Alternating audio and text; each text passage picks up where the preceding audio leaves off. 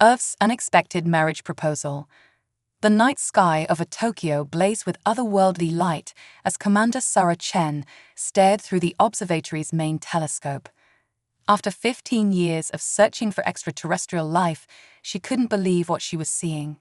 Massive crystalline ships, each the size of a small city, hovered silently above Earth's major population centers. "Dr. Potel, are you seeing this?" Sarah's voice trembled as she adjusted the instruments. Her colleague rushed to the adjacent console, his usually steady hands shaking as he verified the readings. "All frequencies are flooded with signals. They're trying to communicate," Raj confirmed, his eyes wide with wonder. "Wait, they're broadcasting on all Earth channels now." The observatory's main screen flickered to life, revealing a being that looked almost human, save for the iridescent scales that covered their skin and eyes that shone like distant stars. The alien's voice was melodious, translated instantly by AI systems worldwide. "People of Earth, I am High Ambassador Lyra of the Celestial Concordat. We come seeking alliance through unity. Our civilization faces extinction due to genetic stagnation. We have watched your species overcome countless challenges through adaptation and innovation. We propose a solution that will benefit both our peoples." Sarah leaned forward, her heart racing. After years of theoretical research about first contact scenarios, none of her papers had predicted this. "We offer a marriage initiative," Lyra continued. "Our genetic analysis shows that humans possess unique adaptability traits that could save our species. In return, we offer technological advancement beyond your current understanding." The scientific community erupted in chaos.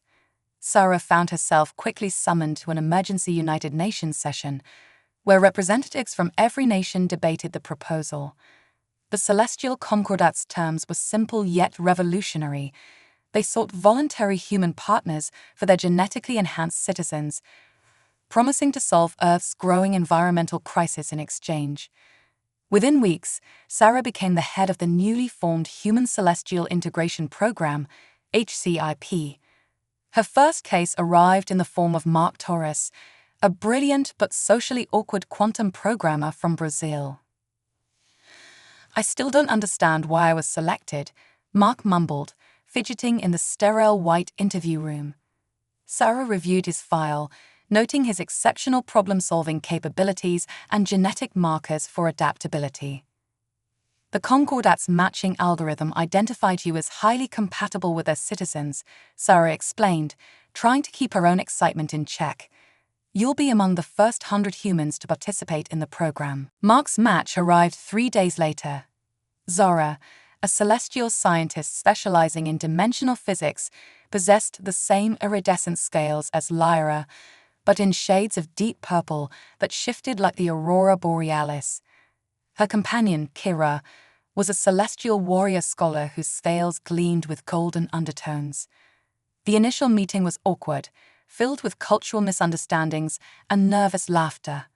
Mark accidentally activated Zara's personal force field by trying to shake hands, while Kira's attempt at a traditional celestial greeting nearly short-circuited the room's electronics. "On our world," Zara explained, her voice carrying harmonics that made the air vibrate, "marriage bonds are formed between 3 individuals to ensure emotional and genetic balance. Your capacity for abstract thinking complements my scientific pursuits, while Kira's protective instincts provide stability." Mark found himself drawn into their world of advanced quantum mechanics and ancient celestial traditions.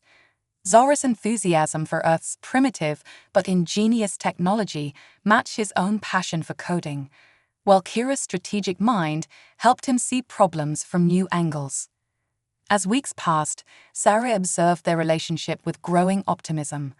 The trio began developing a revolutionary environmental restoration system, combining Earth's blockchain technology with celestial energy manipulation. Their success sparked a wave of voluntary applications to the program.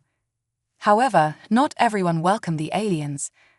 Anti-integration protests grew, led by those who feared losing human identity.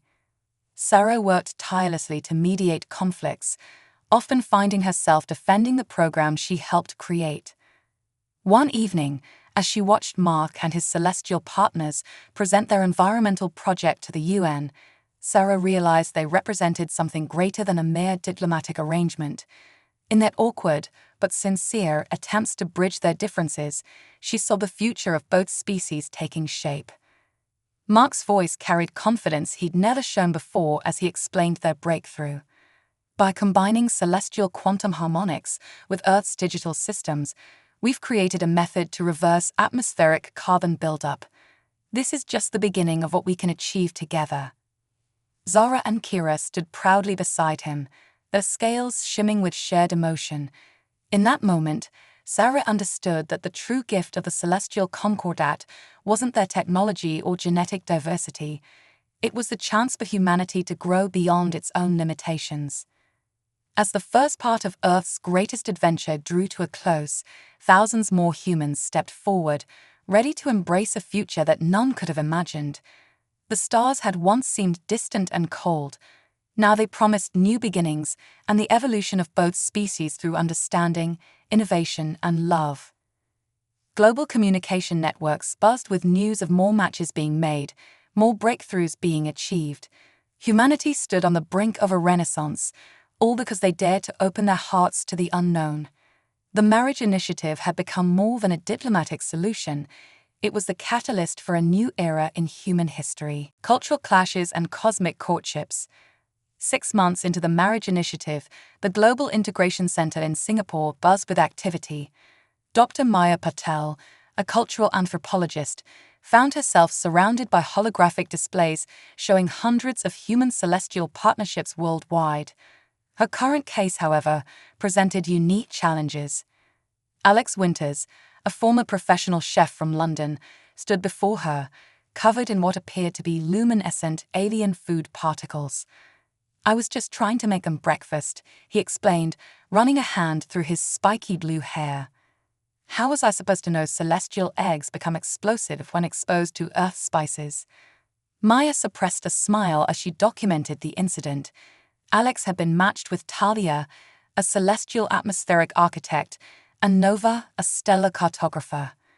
Their relationship highlighted both the promise and complications of cross-species marriages. "The kitchen incident has been noted," Maya said, pulling up their file.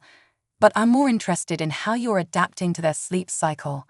Celestials required only 2 hours of sleep every 3 Earth days, a difference that had strained many partnerships." Alex's face brightened. "Actually, we found a solution. I converted the spare room into a meditation chamber with their quantum crystals. While they're active, I can enter a restful state that's almost as good as sleep. Plus, they're teaching me to process information even while resting." This kind of adaptation was exactly what the program hoped to achieve. Humans were learning to expand their capabilities, while Celestials were discovering the value of Earth's more intuitive approaches to problems. Across the city, engineering labs had become testing grounds for hybrid technology. Talia's atmospheric manipulation skills, combined with Alex's understanding of Earth's weather patterns, led to breakthrough developments in climate control. Their first project, a series of orbital weather harmonizers, had already begun reversing decades of environmental damage. Nova's contribution proved equally valuable. Her knowledge of stellar navigation helped revolutionize Earth's space program. Together with Alex's creative problem-solving, they developed new propulsion systems that could reduce interstellar travel time by factors of thousands. However, not every day brought success. Cultural misunderstandings led to both humorous and tense situations.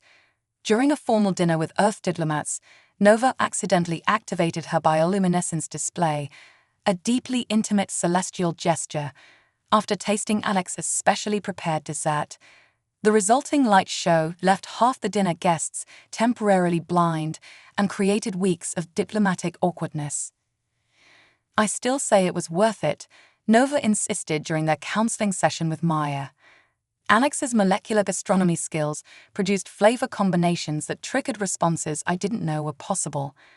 "Our scientists are studying the intersection of Earth cuisine and celestial biology because of that incident."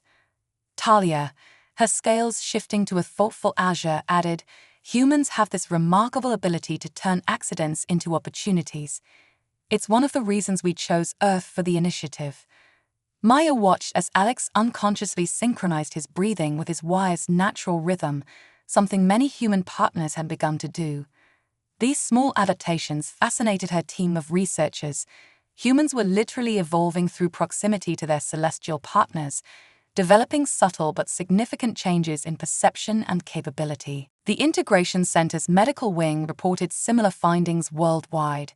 Human partners showed increased neural plasticity, enhanced sensory awareness, and in some cases, the beginning of low-level telepathic abilities. Celestial partners exhibited more stable genetic structures and improved emotional regulation. But challenges remained.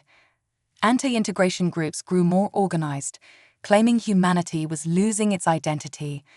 They pointed to children of human celestial unions, whose unique abilities and appearance marked them as something entirely new in human history. Alex and his family faced such prejudice firsthand when they visited his parents in London. As they walked through Hyde Park, a protest group confronted them, waving signs that read, "Keep Earth pure and humans only." Instead of retreating, Alex surprised everyone by inviting the protesters to dinner. "You fear what you don't understand," he told them, putting his chess skills to work.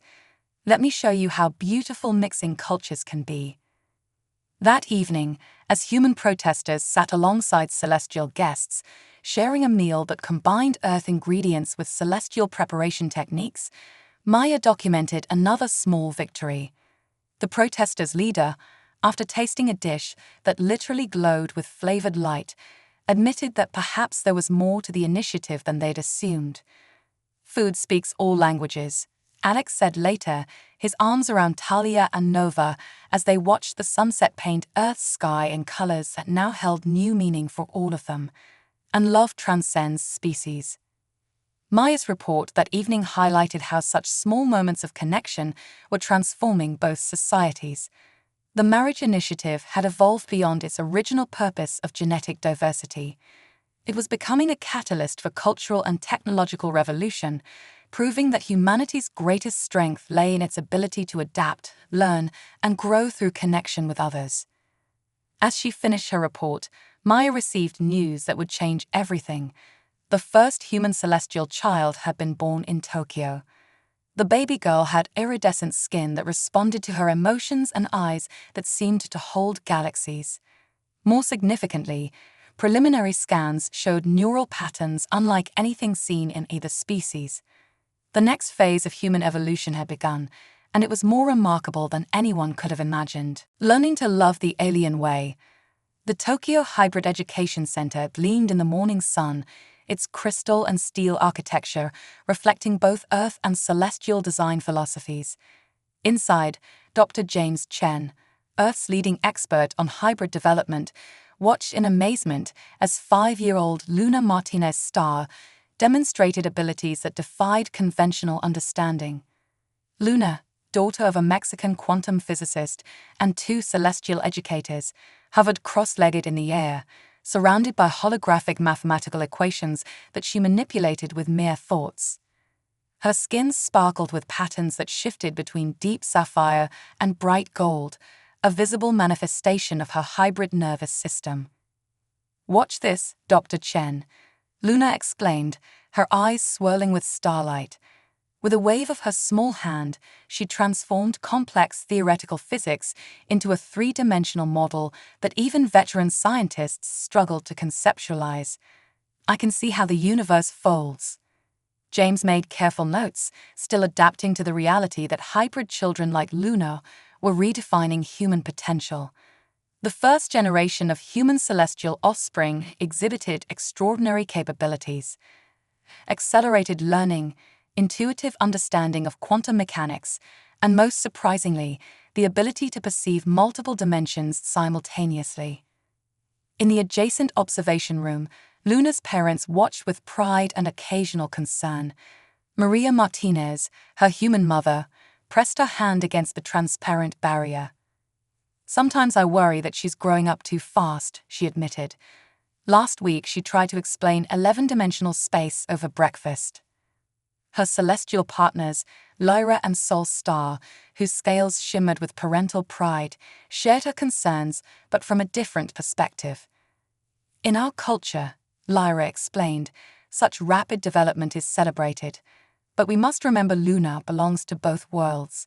She needs time to play, to be a child by Earth standards. The challenge of balancing two vastly different cultural approaches to childhood development had become a central focus of the integration program. Traditional human schools struggled to accommodate hybrid children whose intelligence and abilities far exceeded standard curricula, while celestial education methods often proved too intense for their still developing human aspects. James's solution was a hybrid education center, where children like Luna could learn at their own pace while maintaining connections to both their human and celestial heritage. The center combined Earth's emphasis on emotional development and creative play with celestial technical instruction. During lunch break, Luna joined other hybrid children in the center's biodome garden. The scene looked almost normal, children playing, laughing, sharing snacks. But floating balls of light served as their toys, and their conversations casually switched between multiple languages, including the complex harmonic tones of celestial speech. They're creating their own culture, James observed to his colleague, Dr. Aisha Roman, a specialist in hybrid psychology. Not just human, not just celestial, but something entirely new.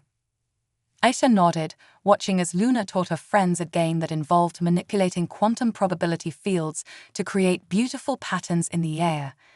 The real question is, are we ready for what they represent? These children aren't just our future, they're an evolutionary leap forward. The answer came sooner than expected. That afternoon, Earth's early warning systems detected a massive solar flare heading toward the planet, one powerful enough to devastate global communications and power grids. As governments scrambled to respond, Luna and her fellow hybrid children shared a moment of silent communication. In the center's main hall, 20 hybrid children gathered, their skin glowing with synchronized patterns. Led by Luna, they joined hands and began to sing in harmonic frequencies that made the air itself vibrate. James and the other adults watched in awe as the children projected a massive quantum shield into Earth's upper atmosphere, dispersing the solar flare's energy harmlessly into space. The event marked a turning point in human-celestial relations.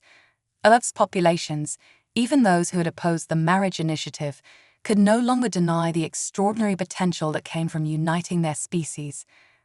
The hybrid children had protected Earth using abilities that neither humans nor celestials alone possessed. In the aftermath, Maria found Luna napping in the garden, surrounded by softly glowing quantum particles. Was it scary? She asked when her daughter awoke, facing something so dangerous. Luna smiled, her eyes reflecting starlight. Not scary, Mama. We just saw the problem differently. Humans think in straight lines, celestials in patterns. We can see both, so we found a new way. James's report that evening to the Global Integration Council highlighted the profound implications of Luna's statement. The hybrid children weren't just combining the best of both species, they were developing entirely new ways of perceiving and interacting with reality. As he finished his report, James received news that Luna had made another breakthrough. She'd found a way to help human adults access some of the perceptual abilities that came naturally to hybrids. The process would be slow, but it suggested that humanity's evolution wasn't limited to future generations. We're not just teaching them, James wrote in his final notes. They're teaching us. And through them, we're learning that humanity's potential has always been greater than we imagined. We just needed help seeing it. That night, as families across Earth looked up at the stars, many with new eyes and understanding, the boundaries between human and celestial continued to blur. The future belonged to children like Luna, who carried within them the best of both worlds and the promise of something even greater: diplomatic disasters and celestial solutions. The Global Council chamber in Geneva hummed with tension as Ambassador Marcus Rodriguez faced an unprecedented crisis. 3 years after the hybrid children's dramatic solar flare intervention, Earth's political landscape had transformed dramatically. On the massive holographic display before him, representatives from both Earth and celestial governments argued over the latest development. A group of hybrid teenagers had accidentally accessed and altered Earth's primary quantum communication network. They were just trying to improve its efficiency, Marcus explained, his holographic avatar projecting to councils across Earth and celestial space simultaneously. The network's processing speed has increased 1,000-fold. High Councillor Vega of the Celestial Concordat, her scales rippling with concerned purple hues, responded, "The issue isn't the improvement, Ambassador. It's that they accessed restricted systems without authorization. Their abilities are developing faster than our ability to guide them." The incident had started innocently enough. 17-year-old twins Jason and Aria Chenstar, along with their hybrid friends, had been working on a school project about communication technologies. Their unique ability to perceive quantum frequencies led them to notice inefficiencies in Earth's network. What began as academic curiosity ended with them instinctively restructuring the entire system. In the observation chamber adjacent to the council room, Dr. Elena Santos, the twins' human mother, watched the proceedings with mixed pride and concern. Her celestial partners, Eclipse and Aurora Star, stood beside her, their scales shifting between worried silver and proud gold. "They don't understand," Jason insisted, his skin glowing with frustrated patterns. "We saw the problem and knew how to fix it. It's like seeing someone struggling with a heavy box and not helping them carry it." Aria nodded, her eyes swirling with constellation patterns. "The old network was like trying to pour an ocean through a straw. We just made the straw bigger." The incident highlighted a growing challenge. Hybrid children were developing abilities that transcended both human and celestial understanding.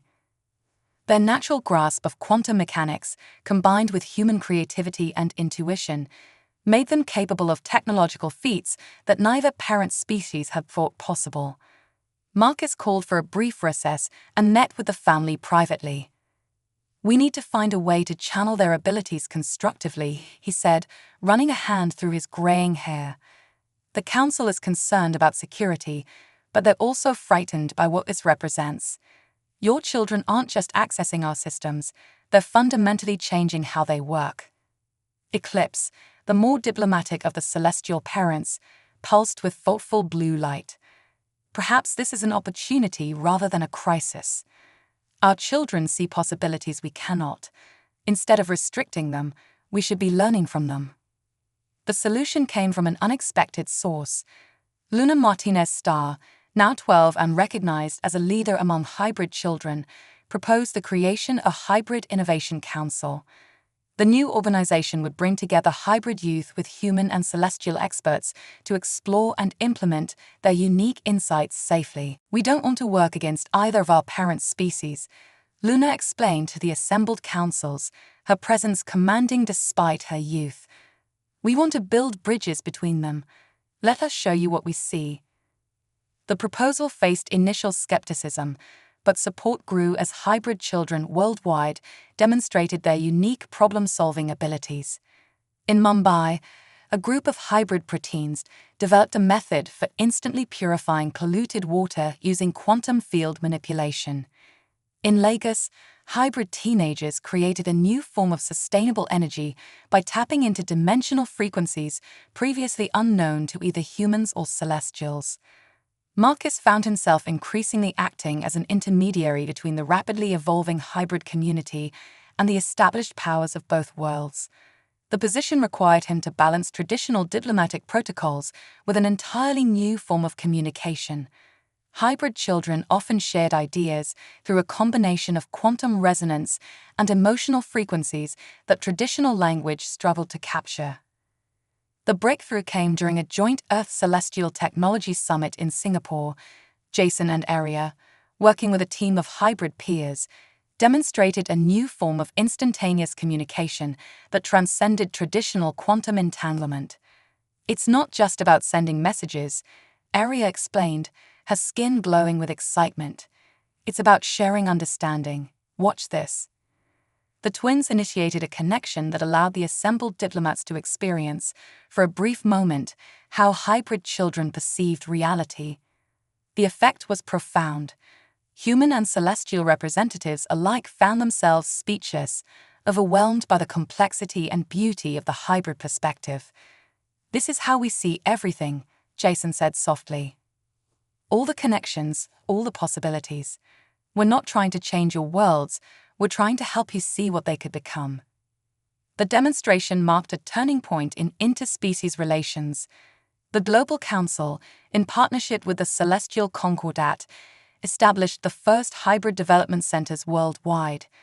These facilities would serve as spaces where hybrid children could safely explore their abilities while working alongside scientists and leaders from both species. Elena watched with tears in her eyes as her children took their places on the newly formed Hybrid Innovation Council. "I used to worry that they wouldn't fit in either world," she confessed to Marcus. "Now I realize they're creating their own." The ambassador nodded, understanding that they were witnessing the birth of not just a new generation, but a new species, one that carried within it the best hopes of both humanity and the Celestial Concordat. As the day drew to a close, hybrid children across the globe shared a moment of synchronized consciousness, their combined perception reaching out to touch the very fabric of space-time. In that moment, they glimpsed possibilities that would change the course of both civilizations forever. The future had arrived, and it wore the face of stardust-skinned children who danced between dimensions and dreamed in quantum frequencies. Secrets of the stars. On the outskirts of Earth's first quantum megacity, Neo Singapore, the Interstellar Exploration Center stood as a testament to human celestial cooperation. Dr. Zara Harper-Light, a leading quantum physicist with shimmering copper scales marking her hybrid heritage, prepared for humanity's most ambitious project yet, the first hybrid-led deep space expedition. The Starship Convergence represented a fusion of human ingenuity, celestial technology, and hybrid innovation. Its crystalline hull pulsed with quantum energy, while its core contained something unprecedented, a consciousness integration chamber that would allow the hybrid crew to merge their perceptions and navigate through previously unexplored dimensions of space. "Final systems check complete," Zara announced to the assembled team. Her human father, retired Admiral David Harper, watched from the control room with a mixture of pride and concern. Her celestial mother, Nova Light, stood beside him, her scales rippling with excited patterns. The crew of the Convergence was unique, 20 hybrid individuals, each chosen for their specialized abilities. Among them was Marco Chenstar, now 25, whose unprecedented skill in quantum navigation made him the natural choice for pilot. His twin sister Sophia's talent for communicating with non-corporeal life forms earned her the role of first contact specialist. As the launch countdown began, something unexpected happened. The hybrid crew members suddenly stiffened, their skin blazing with synchronized patterns. Through their shared consciousness, they had detected something that neither human nor celestial senses could perceive, a distress signal echoing through quantum space. "Launch postponed," Zara declared, her voice carrying harmonic overtones that conveyed urgency. "We're receiving a call for help from somewhere beyond known space." The signal originated from a region that existing maps couldn't properly describe, a pocket of reality that existed between conventional dimensions. The hybrid crew instinctively understood that this discovery could change everything they thought they knew about the universe. Admiral Harper stepped forward, years of experience evident in his stance. "This isn't just a rescue mission anymore. Whatever you've detected could have implications for both our species." The Celestial High Council, consulted via Quantum Link, agreed. The Convergence's maiden voyage would now have two objectives: explore this dimensional anomaly and respond to the mysterious distress call. Launch preparations resumed with renewed urgency. The hybrid crew entered the consciousness integration chamber, their minds merging into a unified field of awareness that allowed them to perceive reality in ways their parent species could only theorize about. Marco's voice, layered with quantum harmonics, echoed through the ship's systems. Dimensional fold detected, preparing for trans-spatial jump. The Convergence's departure was unlike anything witnessed before. Rather than conventional space travel, the ship seemed to slide sideways through reality, guided by the hybrid crew's unique perception of quantum space-time. What they discovered changed the understanding of life itself. The source of the distress signal was an ancient space station, built by a civilization that had evolved beyond physical form. These beings existed as pure consciousness, living in the spaces between dimensions. Sophia established first contact, her hybrid nature allowing her to bridge the gap between physical and non-physical existence. The ancient beings shared a warning. The universe was experiencing a fundamental instability, a cosmic crisis that threatened all forms of life across multiple dimensions. They call it the dimensional cascade, Sophia explained to the stunned Earth Celestial Joint Council. Reality itself is beginning to unravel at the quantum level.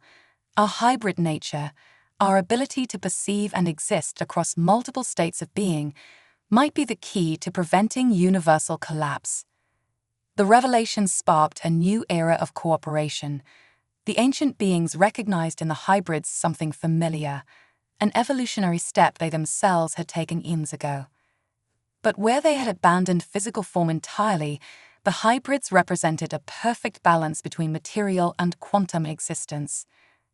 Research facilities worldwide shifted focus to understanding and harnessing the hybrid crew's unique abilities. The Convergence became a symbol of hope, its crew working tirelessly to understand the nature of the dimensional cascade and find a solution. Zara spent countless hours in the ship's quantum core, studying the intricate patterns of reality itself. The universe isn't just three-dimensional space plus time, she explained to her parents. It's a complex web of interconnected states of being. Our hybrid nature allows us to perceive these connections and, potentially, stabilize them. The ancient beings shared their knowledge freely, recognizing in the hybrid children of Earth and the celestial concordat a possible salvation for all existence. They had waited eons for a species to evolve that could bridge the gap between physical reality and quantum consciousness. As weeks passed, the Convergence's crew made breakthrough after breakthrough. They learned to manipulate the fabric of space-time itself, developing techniques to repair the weakening dimensional boundaries. But the work took its toll. Each interaction with the quantum fabric required immense concentration and energy. The hybrid crew members pushed themselves to their limits, their bodies glowing with increasingly complex patterns as they worked to save not just their own universe, but countless others. Admiral Harper watched his daughter lead the efforts with growing amazement. When the marriage initiative began, we thought we were saving two species, he remarked to Nova. We never imagined our children would end up saving all of reality. Nova's scales shimmered with pride and concern. They are becoming something greater than either of our species could have produced alone. They are the bridge between all forms of existence. As the Convergence continued its mission, hybrid children on Earth began reporting strange dreams, visions of other dimensions, whispers from beings that existed beyond conventional reality. The next phase of hybrid evolution was beginning, and with it, a new chapter in the story of life itself. The universe watched and waited as these children of two worlds worked to save all worlds, their very existence proving that the greatest achievements come not from isolation, but from the union of different ways of being. Crisis and Convergence. The crystalline spires of the Quantum Nexus facility pierced the Dubai skyline, its structure shifting between dimensions as hybrid engineers worked to stabilize reality itself. Inside the central control chamber, Luna Martinez Starr, now 30 and the head of Earth's Dimensional Crisis Response Team, monitored the spreading cascade effect. Another breach in Sector 7, she announced, her skin pulsing with urgent patterns. The dimensional barriers are failing faster than we can repair them. The dimensional cascade had accelerated beyond initial predictions. Across Earth, People reported strange phenomena, objects facing between realities, time flowing at different rates in different locations, and glimpses of parallel worlds bleeding through weakened dimensional walls. The Convergence crew, having returned from their deep space mission, now worked alongside Luna's team. Their experience with the ancient beings had provided crucial insights, but implementing solutions proved challenging. Each dimensional repair required immense energy and perfect synchronization between hybrid operators. Marcus Chenstar, the ship's pilot, projected a holographic map of reality's failing structure. "The ancient beings warned us this would happen," he said, his eyes swirling with quantum calculations. "Reality isn't just unraveling, it's trying to reconfigure itself. We're witnessing the universe attempting to evolve." The revelation came during a synchronized meditation session, where hybrid consciousness could perceive the deeper patterns of existence. The dimensional cascade wasn't just a crisis, it was a transformation. The universe itself was attempting to shift into a higher state of being, but the process threatened to destroy existing life forms caught in the change. Dr. Elena Santos, now silver-haired but sharp as ever, reviewed the data with her hybrid research team. "The ancients survived their universe's evolution by abandoning physical form," she explained. "But our hybrids offer a different solution, the ability to exist in multiple states simultaneously." The breakthrough came from an unexpected source. 6-year-old Maya Chen Light, daughter of 2 hybrid parents, began drawing complex quantum equations in her sleep. Her consciousness, unbound by traditional learning, had intuitively grasped the fundamental pattern of universal evolution. "It's like a butterfly," Maya explained, her skin shimmering with insights beyond her years. "The universe is in its cocoon, but it's struggling to transform. We need to guide it, like parent helping a baby learn to walk." Luna recognized the profound truth in the child's simple analogy. The hybrid community worldwide began coordinating their efforts in a new way, not just repairing reality but helping it evolve safely. The quantum nexus became the center of these efforts. Hybrid engineers constructed massive quantum resonance chambers designed to harmonize with the universe's natural transformation process. Each chamber required a team of hybrid operators, their consciousness merged to generate the necessary quantum fields. But the work proved dangerous. Several hybrid operators fell into coma-like states, their minds overwhelmed by direct contact with universal consciousness. Others reported experiencing multiple timelines simultaneously, losing track of which reality was real. The pressure mounted as dimensional breaches increased. In Tokyo, an entire district phase shifted into a parallel reality. In Rio de Janeiro, time began flowing backwards in isolated pockets. The public panicked, and anti-hybrid groups blamed the marriage initiative for destabilizing reality itself. Luna stood before the Global Council, her skin glowing with determined patterns. "We're not the cause of this crisis," she declared. "We're the solution evolution itself created. Our very existence, the merger of human and celestial DNA, was the universe preparing for this moment." The evidence supported her claim. Hybrid children born to hybrid parents, like young Maya, showed even greater ability to perceive and manipulate quantum reality. They represented the next step in conscious evolution, beings capable of existing across multiple dimensional states naturally. The Celestial High Council, communicating through quantum links, shared ancient prophecies that seemed to predict this moment. The merger of their species with humanity wasn't just about survival, it was part of a greater cosmic plan. As the crisis peaked, Luna coordinated the largest hybrid consciousness merger ever attempted. Thousands of hybrids worldwide entered quantum resonance chambers, their combined awareness reaching out to touch the fabric of reality itself. Young Maya stood at the center of the quantum nexus, her unprecedented abilities serving as a focal point for the unified hybrid consciousness. Through her, they could perceive the universe's transformation pattern with perfect clarity. The sight was breathtaking. Reality wasn't just a single universe, but a vast, living organism of interconnected dimensions. The dimensional cascade was its metamorphosis, and the hybrids were the catalyst it had been waiting for. "Don't fight it," Maya's voice echoed through the quantum link. "Dance with it." Following her lead, the hybrid consciousness began moving in harmony with the universal transformation. Rather than trying to prevent the change, they guided it, using their unique nature to ensure existing life forms could survive the evolution. The process was beautiful and terrifying. Space-time rippled like silk in the wind as reality shifted into new configurations. But where before these changes had threatened to tear the universe apart, now they flowed smoothly, guided by hybrid awareness. In the control room, Dr. Santos watched in awe as reality itself seemed to sing with new possibilities.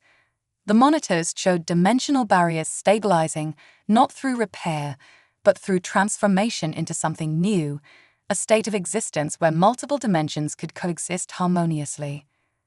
Luna emerged from her quantum trance, her skin glowing with newfound understanding. "We didn't just save the universe," she said softly. "We helped it grow up." As the crisis subsided, humanity and the celestial concordat faced a new reality.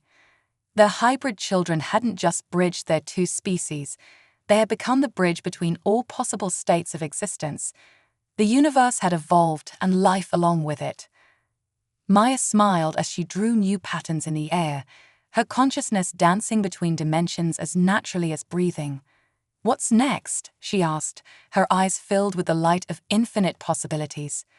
The answer lay in the transformed fabric of reality itself, where the children of two worlds had opened the door to countless new adventures in existence. A new future for two worlds. 1 year after the Great Convergence, Earth had become almost unrecognizable. Cities floated on quantum fields, their structures existing simultaneously in multiple dimensional states. The sky shimmered with aurora-like patterns as reality's new framework stabilized, creating a world where the extraordinary had become everyday. Ambassador Sarah Chenstar stood atop the newly constructed Unity Spire in Neo-Tokyo, watching hybrid children play in quantum gardens where flowers bloomed across different dimensions. Their laughter echoed with harmonic frequencies that made the air itself dance with joy. "It's remarkable how quickly they adapt," noted High Counselor Aurora, her celestial scales reflecting the iridescent sky. "These children treat quantum shifting as naturally as we once treated walking." The integration project had evolved far beyond its original scope. What began as a desperate attempt to save two species had transformed into the birth of an entirely new form of consciousness. Third-generation hybrids, born to hybrid parents, displayed abilities that defied conventional understanding. In the quantum playground below, 10-year-old Kai Rodriguez Light demonstrated this evolution. With casual ease, he folded space around himself, stepping through dimensional portals to collect flowers from different realities. His younger sister Aria sang in quantum harmonies that caused plants to grow in beautiful fractal patterns across multiple planes of existence. The Interstellar Academy, now housed in a massive station that orbited Earth in 4 dimensions simultaneously, had become the center of hybrid education. Dr. Luna Martinez-Starr served as its director, guiding new generations in understanding their unprecedented capabilities.